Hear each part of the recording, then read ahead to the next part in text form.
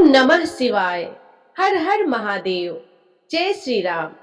प्रिय श्रोताओं, आप सभी को प्रदोष व्रत की बहुत सारी शुभकामनाएं। हर माह के शुक्ल और कृष्ण पक्ष के त्रयोदशी तिथि को प्रदोष व्रत किया जाता है। प्रदोष व्रत की तिथि जब मंगलवार को आती है तब उसे भौम प्रदोष व्रत के नाम से जाना जाता है। भौम प्रदोष व्रत में कथा सुनना और कहना बहुत पुण्यदायी माना जाता है और इस कथा से पूजा भी पूरी होती है।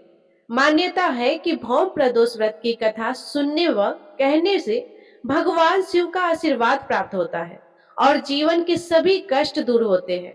तो आइए सुनते हैं भौम प्रदोष व्रत की कथा। प्रेम से बोलिए शंकर भगवान की जय, बजरंगबली महाराज की जय। प्राचीन काल में एक नगर में एक बहुत ही वृद्ध और धर्मपरायण महिला रहती थी। वह भगवान शिव और हनुमान जी के अन्याय भक्त थी। अपने जीवन में वह हर मंगलवार को प्रदोष व्रत रखती थी और पूरे विधि विधान से हनुमान जी की पूजा करती थी। उसकी भक्ति इतनी प्रबल थी कि वह कभी किसी मंगलवार को अपने घर में गोबर नहीं लीपती थी, क्योंकि मंगलवार को वह हनुमान जी की सेवा में लीन रहती थी।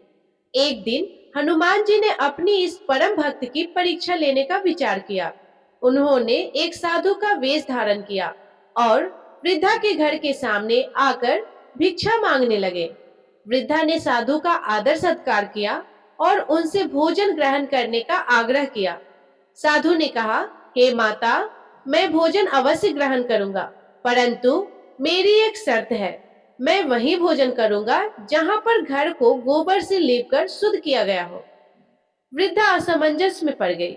उसने साधु से कहा, महाराज, आज मंगलवार है और मंगलवार को मैं हनुमान जी के व्रत के कारण घर में गोबर नहीं लीपती। आप कोई और सेवा बताए, मैं अवश्य करूंगी। साधु ने हठ पूर्वक कहा, नहीं माता, मुझे गोबर से लिपी हुई शुद्ध भूमि पर ही भोजन करना है, अन्यथा मैं यहाँ से चला जाऊंगा। वृद्धा दुखी हो गई, पर साधु के आग्रह के कारण उसने मन ही मन हनुमान जी से क्षमा मांगी और घर को गोबर से लीप दिया।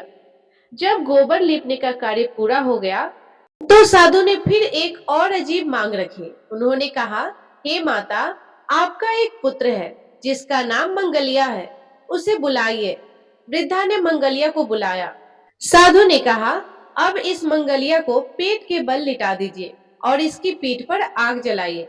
जब तक यह नहीं जल जाता तब तक मैं भोजन नहीं करूंगा। यह सुनकर वृद्धा के होश उड़ गए। उसका हृदय कांपने लगा, पर उसने सोचा कि यह हनुमान जी की ही कोई लीला है। उसने अपने पुत्र मंगलिया को पेट के बल लिटाया और रोते हुए उसकी पीठ पर आग जलाई। फिर वह रोती हुई घर के अंदर चली गई, यह सोचकर कि उसका पुत्र अब जीवित नहीं बचेगा। कुछ समय बाद साधु ने वृद्धा को भोजन के लिए बुलाया और कहा, हे माता, भोजन तैयार है, अपने पुत्र मंगलिया को भी बुला लीजिए। वृद्धा ने दुखी मन से कहा, महाराज, उसका नाम लेकर मुझे और कष्ट ना दे, वह तो अब रहा ही नहीं। साधु ने फिर से आग्रह किया, नहीं माता, उसे बुलाइए, वह जीवित है। वृद्धा ने हिम्मत करके मंगलिया को आवाज दी। जैसे ही उसने आवाज दी, मंगलिया हंसता हुआ बाहर आ गया, मानो उसे कुछ हुआ ही नहीं हो। मंगलिया को जीवित देखकर वृद्धा की खुशी का ठिकाना न रहा। वह तुरंत साधु के चरणों में गिर पड़ी। तब हनुमान जी अपने असली रूप में प्रकट हुए और वृद्धा को आशीर्वाद दिया। उन्होंने कहा, हे भक्त, मैं तुम्हारी अन्याय भक्त से अत्यंत प्रसन्न हूँ। तुमने अपनी सभी परीक्षाओं को पास कर लिया है।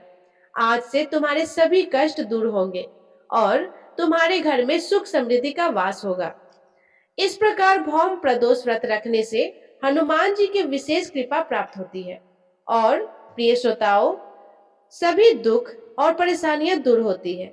यह व्रत स्वास्थ्य, धन और संतान की प्राप्ति के लिए भी अत्यंत शुभ माना जाता है। प्रदोष व्रत भगवान शिव को प्रसन्न कर जीवन में सुख समृद्धि और लक्ष्मी प्राप्त करने का स्वर्णिम अवसर है। प्रदोष काल में शिव पूजन अत्यंत लाभदायक होता है। रावण के पास जितनी भी धन संपदा थी, वह सब शिव की कृपा से ही तो प्राप्त था। रावण प्रदोष काल में शिव जी को प्रसन्न करके सिद्धियां प्राप्त करता था। धर्म शास्त्रों में लक्ष्मी प्राप्ति हेतु गन्ने के रस द्वारा शिव जी का रुद्राभिषेक प्रदोष काल में करने का निर्देश दिया गया है। प्रदोष का भगवान शिव के साथ अन्योन्यासित संबंध है। इस प्रकार जो भी स्त्री पुरुष प्रदोष व्रत करते हैं उसके सारे कष्ट दूर हो जाते हैं और सुख समृद्धि प्राप्त होती है और भगवान शिव और हनुमान जी की कृपा उस पर रहती है। तो प्रेम से बोलिए शंकर भगवान की जय, बजरंग बली महाराज की जय। तो प्रिय श्रोताओं, ये थी प्रदोष व्रत की कथा। यदि आपको ये कथा पसंद आई हो तो वीडियो को लाइक जरूर कीजिएगा और अपने दोस्तों के साथ शेयर कीजिएगा और कमेंट में हर हर महादेव अवश्य लिखिएगा। और यदि आप चैनल पे नए हैं तो चैनल को सब्सक्राइब कर लीजिएगा। धन्यवाद। जय श्री राम।